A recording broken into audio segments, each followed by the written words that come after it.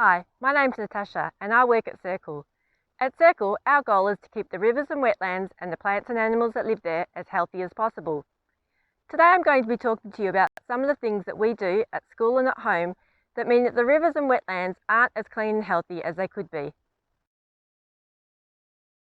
Water bodies are areas of land that fill with water.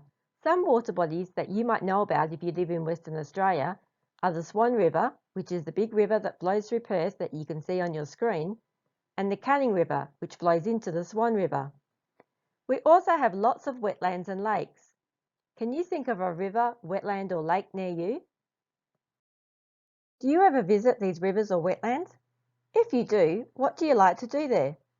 Maybe you like to go swimming or canoeing, skiing or walking, picnicking or fishing, crabbing or bird watching.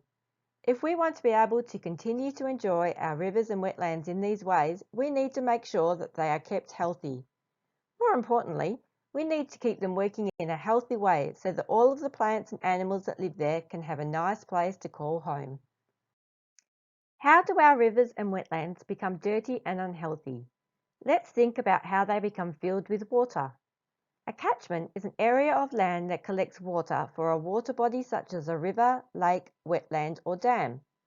On your screen is a pretend catchment. If we were to pretend to be the rain falling from the clouds and poured water anywhere on this catchment, it would make its way into a creek, dam or river and end up in the ocean. Watch as I pretend to pour water on the catchment.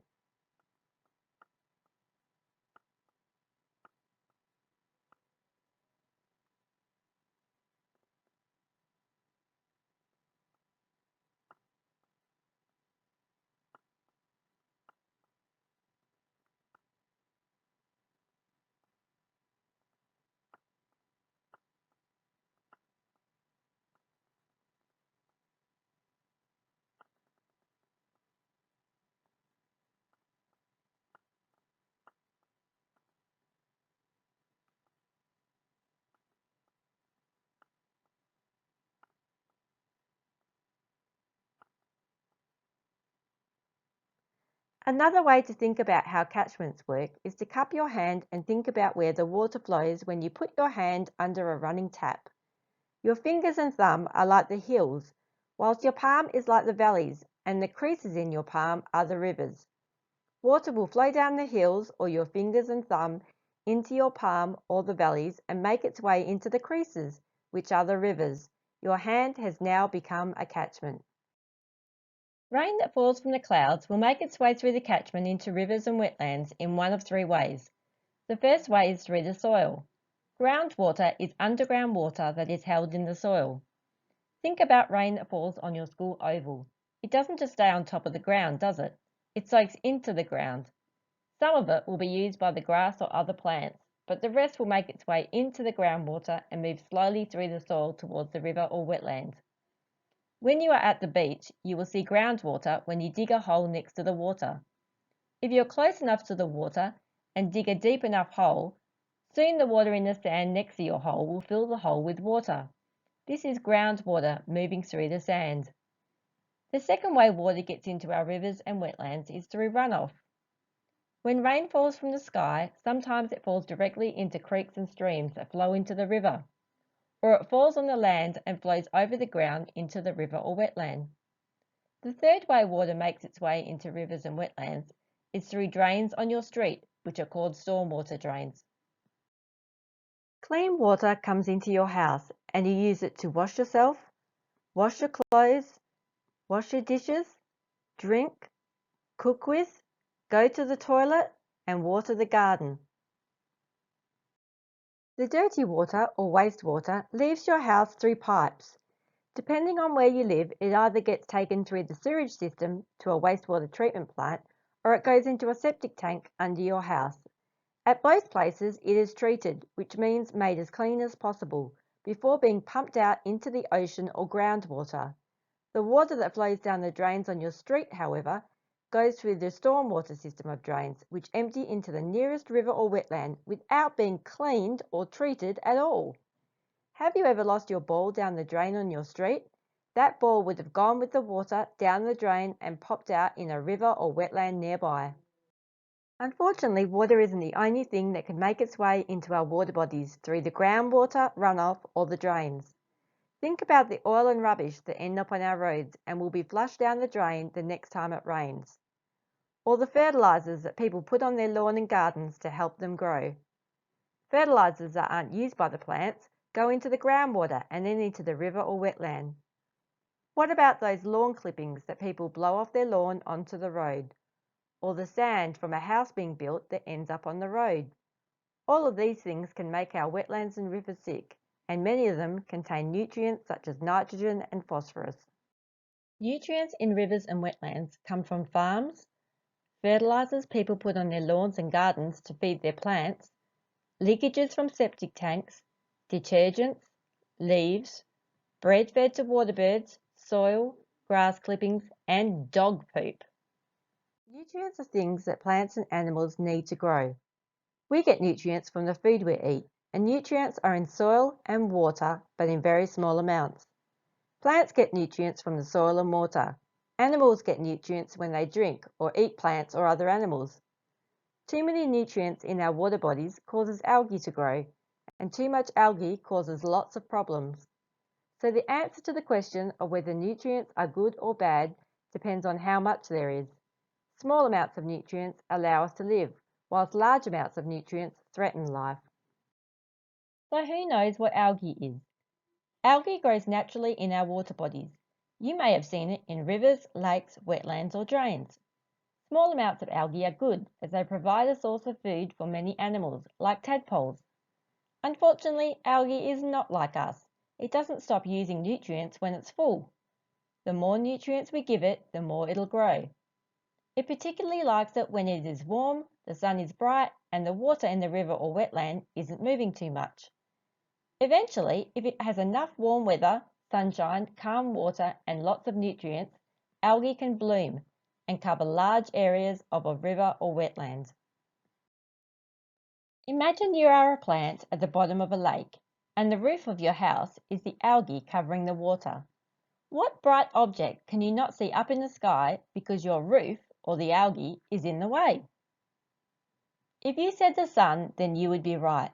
And if a plant can't see the sun, then it can't make energy to grow, and it will eventually die. Also, as the algae that covers a wetland or river dies, it uses up the oxygen in the water, meaning that fish and other animals that use oxygen from the water won't be able to breathe. If there are no plants, then a lot of the animals that eat the plants won't have anything to eat. If there are no fish, then a lot of the animals that eat the fish will be hungry. So algae blooms can soon cause all plants and animals in a water body to die. Or if they are an animal like a turtle that breathes oxygen from the air like us, they will move away from the area because they will have nothing to eat. So algae blooms are not good, as they stop plants in the water from seeing the sun and stop animals in the water from being able to breathe, meaning they can die. Certain types of algae also hurt humans and animals if swallowed, and give them rushes if they touch it. You won't know if it's a toxic type of algae or not, so it's better not to touch any algae. Algae also makes our rivers and wetlands look awful, and as the algae dies, it smells really bad, meaning we won't want to visit these places if there is a bloom, so it will stop us from using them for the things we enjoy doing. So what can we do to stop algae blooms? Because using too much fertiliser is the #1 reason we get algae blooms, the best way to stop them is to use less fertilisers. One way to do that is to put plants that grow naturally here in Perth in our gardens. Native plants like our soil, which means we don't need to add fertiliser to get them to grow well. Another way to stop algae blooms is to not put too much fertiliser on our grass or lawn, and only put it on in the seasons of spring and autumn. This is when the grass is growing well and we use up the nutrients in the fertiliser, and it's not too hot or rainy, so the fertiliser won't be washed off the lawn down the drain, and the nutrients won't make their way into the groundwater to make algae grow. Other ways of stopping algae blooms include making sure you don't blow things like soil, grass clippings or fertiliser onto the road and down the street drain. The road is not a rubbish bin. When grass is mowed, the clippings should be left on top of the lawn, as they will naturally add nutrients to it as they die. meaning that other fertilisers won't need to be added. If you don't want to leave your clippings on the lawn, do the right thing and put them in your compost bin. In your home, you should always use detergents or cleaning products without nutrients like phosphorus in them.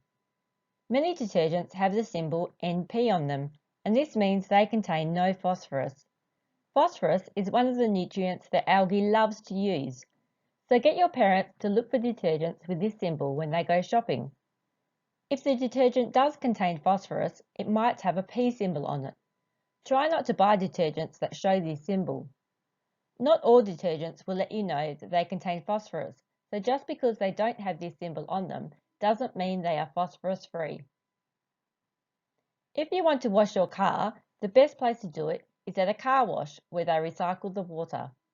If you want to wash it yourself, do it on the grass, so that if you are using a car washing detergent, it will at least fertilise the grass. Better yet, don't use any detergent at all. Use a fibre mitt, some water and elbow grease to clean your car instead. Don't ever wash your car using detergent on the driveway, as all the soap and nutrients will end up down the street drain and feeding algae. When walking your dog or even at home, make sure that you pick up its poop. Most parks have doggy poo disposal bags on offer, or better yet, take some newspaper with you. Once you have picked up your dog's poop, be sure to put it in a bin. Dog poop, like all poop, contains large amounts of nutrients such as phosphorus, and number 2s from pets, including cats and dogs, are actually the number 2 cause of algae blooms. When going on a walk to the park, don't feed the ducks bread. Feeding bread to birds is a bit like feeding them fast food. When they only eat bread, they don't eat their natural food, and this can make them very sick. Bread also contains large amounts of the nutrient phosphorus. If left to break down in water, or if it is pooped out by birds that eat it, it can make algae bloom. One loaf of bread contains enough phosphorus to cause an algae bloom in a backyard swimming pool. As well as doing your bit to stop nutrients from getting into rivers and wetlands, you can also help to stop other types of pollutants from causing problems by keeping your car well maintained to prevent petrol, oil and other chemicals from leaking onto the road, not using chemicals in and around the home, school or workplace, and putting your rubbish in the bin. This is where it belongs. So let's think about what we have learnt today. We all now know that small amounts of nutrients help life, whilst large amounts of nutrients threaten life. Too many nutrients entering our water bodies cause algae to bloom, which means plants and animals die and we are unable to use water bodies in the ways that we enjoy. Finally, what we should have learnt is that we all cause nutrients to enter our water bodies, and as such, we all need to try to reduce the amount of nutrients making their way into our rivers and wetlands through our catchments. For more information, visit SERCUL's website at www.circle.org.au/publications. Under the Phosphorus Awareness Project Publications heading, you will find some great information about being nutrient aware. Under the Phosphorus Awareness Project School Resources heading, you will find lots of school resources including worksheets and activities. Thank you.